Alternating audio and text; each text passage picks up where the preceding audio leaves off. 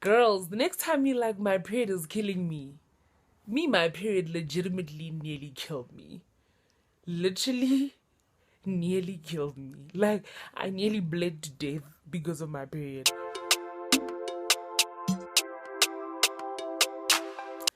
Hello everybody and welcome back to my channel. It's your girl Dk1original coming at you from the exact same location, just a different part of it.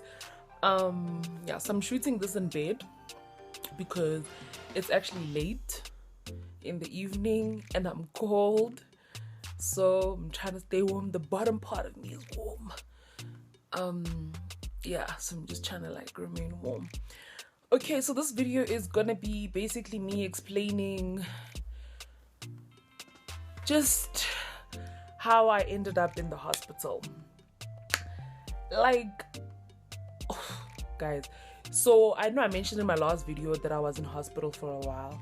Honestly, I wasn't in hospital for that long. Honestly, it was like one night. But in general, you know, my health has just been the bottom. Like, my health has really been the pits. And yeah, so what happened? How did I end up in hospital? So basically, like in April, basically like my periods during the last 2 months, I don't want to say the last 2 months because they didn't include June, but June was better, but obviously because I ended up in hospital and we're trying to fix it. But like in April, I had the worst periods. Yo, guys, I don't even know, like, yo, it was so bad. Like, I've always been like heavy flow person, type of person, but it was like bad. To all the niggas that watch my channel, because I know that they are some, I'm so sorry, because this video may not be relatable content for you. But yeah, but anyway, my periods in April were bad. Like, my flow was heavy, like you know, when you like, I'd have to basically change every hour, literally. Yo, like, guys, yeah, like I remember, yo, trauma, guys, trauma. Like, honestly, like after the past 2 months, I am like proper afraid of my periods. Like, I dread it. Like, from the time they finish to the next time that they're coming, I'm counting down. But like, I'm counting down in fear. Like, you know how some people count to see when they're ovulating or when whatever's happening. For me, I'm counting down because like I'm afraid. I'm like, it's coming, it's coming. So basically that's what it was. And then in May again, my periods came and they were bad, but like heavy flow, heavy. Yo, guys, hey, the trauma, the pain, yo, it felt like somebody was ripping out my uterus. Like, I'm not playing, it felt like someone was ripping out my uterus. I didn't want it. It was, oh my word, it was just like so painful. And like, yeah, I don't want to get into like graphic detail, you know what I'm saying? But like, I also had like these really bad clots. Guys, when I say clots, I'm not playing. Like, honestly, like even just talking about it, like I can almost remember it. I can almost like re-feel it. Like, I remember literally just like sitting on the toilet and just like letting myself bleed. That's how bad the bleeding was. Because honestly, like, I'd put on a tampon and literally like it was in an hour I'd have to change it. I wasn't getting any sleep. I was tired. It was bad. But then I started feeling like really dizzy. But I've always been dizzy, so I didn't think like too much of it. But I started feeling like really dizzy. And the one day I'm in the bathroom and I'm feeling so dizzy. I'm getting ready for work. But I'm like feeling like dizzy, like lightheaded and sick. I'm like seeing stars. And I'm like, this is not normal. I remember sitting in the bathroom and like putting my head down. And then I as I stood up to like dry myself off, like blackout, fainted. Yeah, as if that's not traumatizing enough. Then eventually woke up. Oh, my mom found me, and then she helped me get dressed, and then I was like, yeah, maybe I should go see the doctor. I remember like messaging my boss. I always downplay stuff. It's actually so intense. And I was just like, yeah, come make it in. Need to go see the doctor. My period's really bad. Went to the doctor. They took some blood. She gave me. What did she give me? She gave me pain pills. I can only take paracetamol, like for pain, which is terrible. So she gave me some paracetamol, and then she was just like, I'll let you know what the blood tests say. I spent that weekend still feeling very dizzy, feeling very like just like weak, like I had no energy, but I mean, like, I'm still on my period, so I'm still losing like a lot of blood, but I'm like sleeping the whole time. I'm just like not okay. And then she got a hold of me on Monday. So she's like, I don't know why, she said she'd been trying to get a hold of me for like 2 days prior to her getting a hold of me, and she was like, listen dude, you need to go to the hospital immediately because you need a blood transfusion because you've lost so much blood. You're like, your iron levels are low. Like, I've never seen such low iron levels. And I was just like, I was already on my way to work, so I was like, let me go to work. But yeah, so I went to work and I worked because I was already on my way to work, and I mean, I've been busy for days, so yeah, fine now, But then I went to the hospital. When I got there again, they took more blood. I don't know why they couldn't just use the same blood whatever. They took more blood, and they were like literally looking at my iron levels, and they were like, dude, how the heck are you standing here right now with your iron levels this low? Like, you have lost so much blood. Like, I remember the doctor looked at me and she's like, you probably getting admitted. Because I had like Googled, am I the only person who does that? Like, I had Googled, how long does a blood transfusion take? And they were like, give or take 4 hours or something. I was like, oh, they need to admit me. I can just go in, sit down here and sharp, and then give a sharp. But then got in, they were like, no, your blood is so low. The lady looked at me, she was like, you're so pale, you have no blood, blah, blah, blah. And I'm just like, oh, yeah, I know. And the thing about me is, like, every single time I go to hospital, they always struggle to find veins. So I still literally have like scars on my hand from every place where they pricked me trying to find a vein for the drip, right? It wasn't cute. It wasn't fun. Did not enjoy it. Eventually they found a vein here. And if you know anything about drips and whatever, you always want to try to find the place where you can sort of still use your hands. Or I learned this from my other hospital visit. But you want the drip to be in a place where you can still sort of use your hand and still be mobile. So I would have preferred it to be like somewhere here, but they couldn't find anything. Or like maybe somewhere like on my forearm here, or like here somewhere, but they couldn't find anything. So eventually they had to use the veins here, which are painful. If you have ever had to put in a needle or draw blood from here, it's painful. These veins are the most visible, but they are the most painful ones to try and use for a drip. So they first put it in here, and then it got stuck or something like that. It wasn't going, and then they had to move it to this side, and then eventually this side it wasn't moving, and then I had to move it back. Guys, the trauma. I'll try and insert pictures. I literally was like I just have like, I look like a flippin' heroin addict. Like, I've so many little needle holes everywhere. But yeah, so got my blood transfusion. guys, I didn't sleep at all that night in the hospital. So first of all, I had no one to drive me to the hospital, right? So I had to drive myself. In my house, I'm the only person who drives. So literally had to drive myself. Really didn't want to drive myself. And then my mom was like, she'll come with me. My mom was the sweetest person ever. Just like, she'll come with me, just for like moral support. So she comes with me. Once again, remember, didn't think I'd get admitted. I thought 4 hours, and then I just go home, right? Like, give me the blood, let me go home. But I get there, they're like, nah, you definitely spending the night. So now I'm stuck at the hospital with my mother, and I have no way to get her home. Yo, guys, first of all, they would not even let my mother in the hospital with me.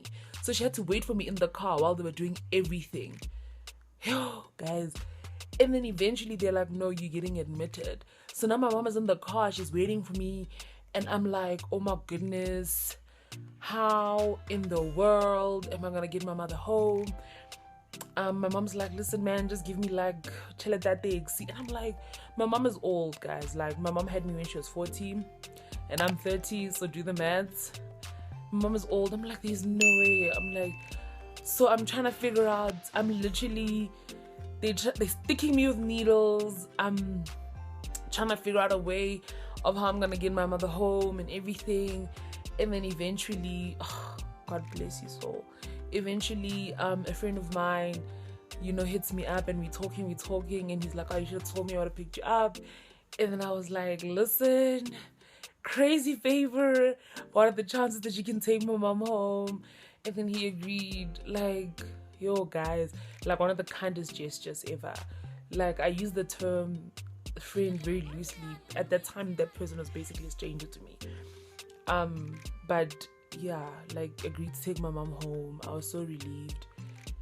Got my mom home. Now I'm in this hospital. It's corona time, so you're not allowed visitors. So if you're in the hospital, you're literally in the hospital by yourself. I hadn't eaten because I got to the hospital at a weird time, so I missed lunch. And because I was being transferred from casualty to a ward, I missed dinner. So now I'm hungry. I haven't eaten. I think the last thing I didn't have appetite. So the last thing I had was like eggs in the morning or something like that. So I'm starving. Eventually one of the nurses made a plan, got me food. But I'm sitting there.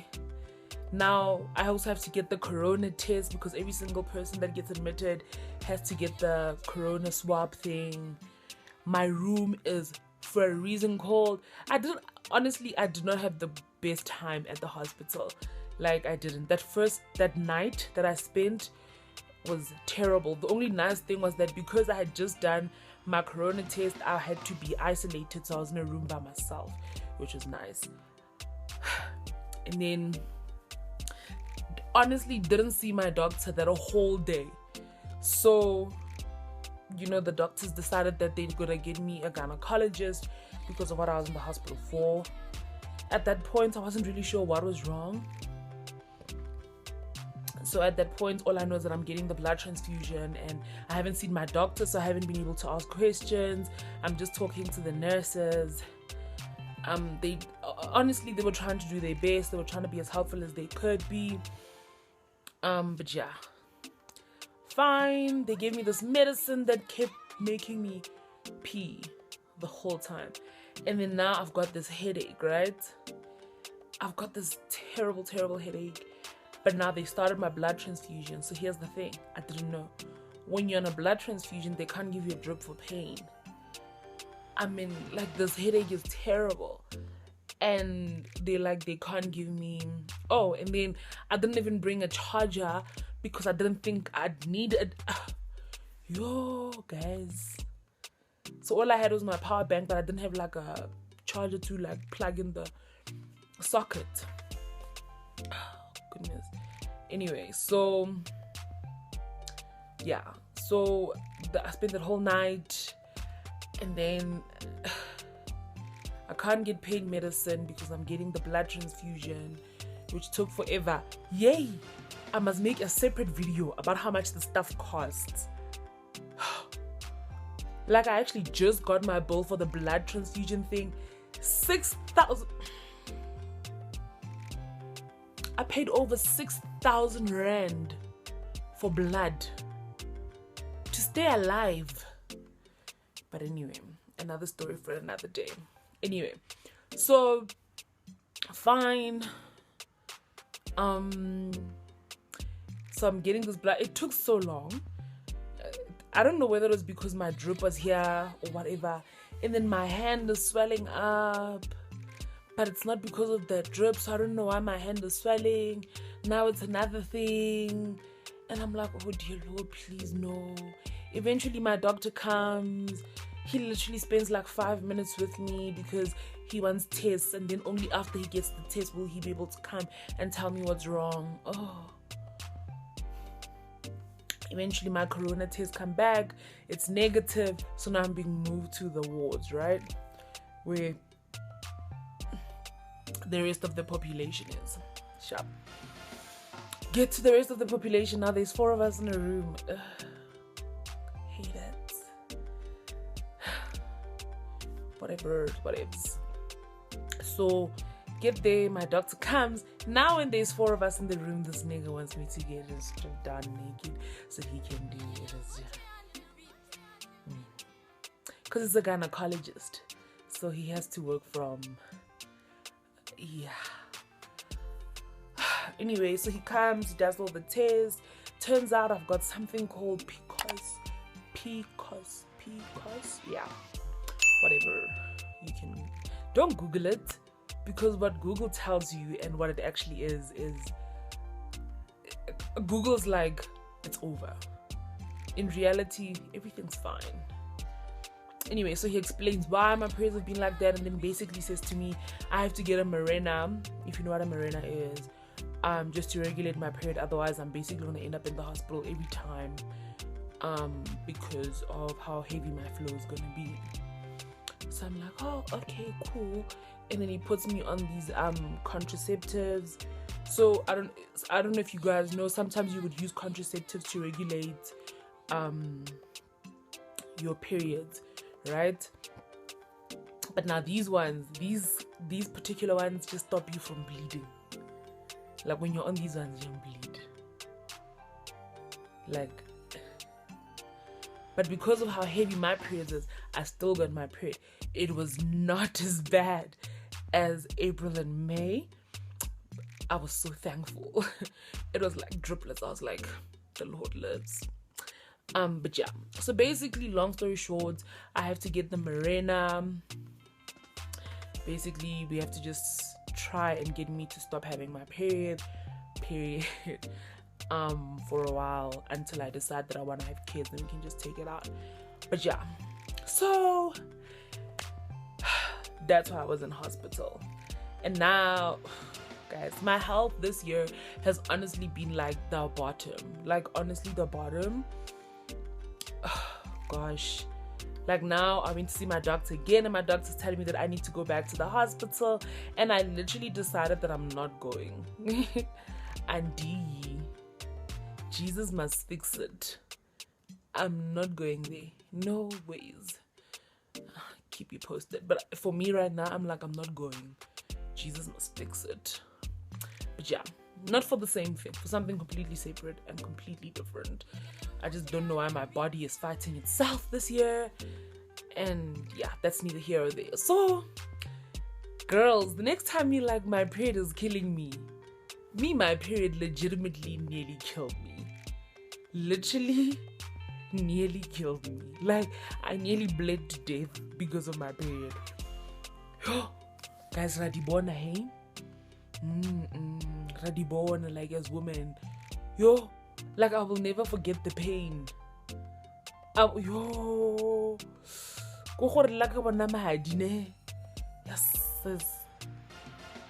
I remember crying. I remember being curled up in my bed, crying real tears, guys. Tears rolling down my face. That's how much pain I was. I was crying. There was nothing I could do. Like, I didn't know where to hold. Like, yo, I tried putting my hot water bottle. Yo, nothing was working. Yo. Pain eki utlwileng. Pain eki utlwileng. Guys, when that doctor said this Mirena can help you not have your periods anymore, I was like, put it inside. If I get doctor, I didn't even really want to know about the side effects, whatever. I was just like, put the thing inside. Even if it's, have your periods ever been so bad where you're like, I am willing to fall pregnant. I am willing to have somebody's child to stop this, even if it's just for 9 months. That's where I was. I was like, you know what? It's fine. I have a baby. At least for 9 months, I won't have you. This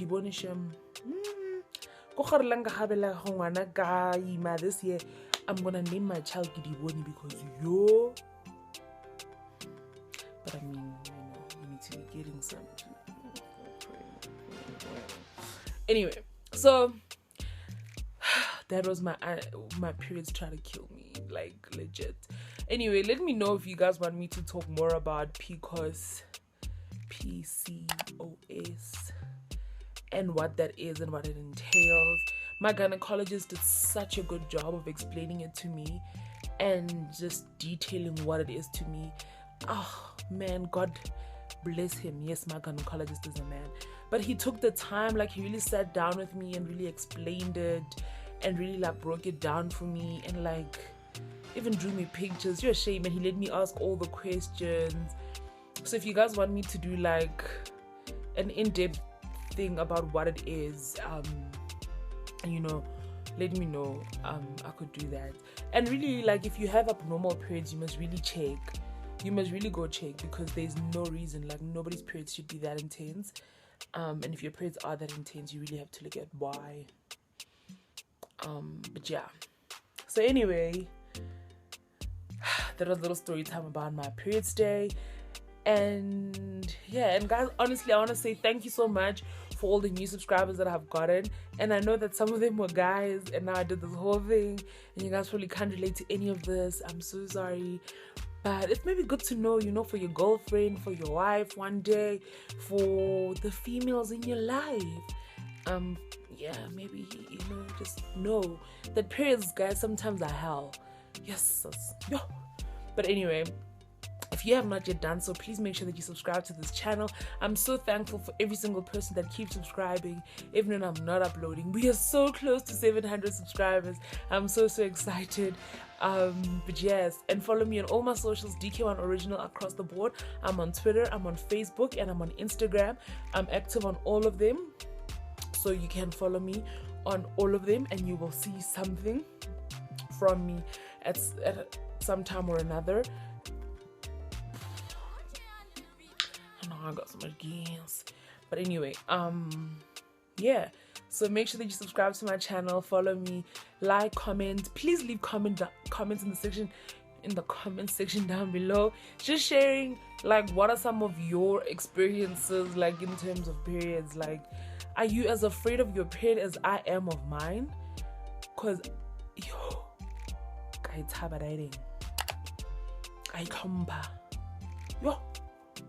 guys, proper trauma from periods.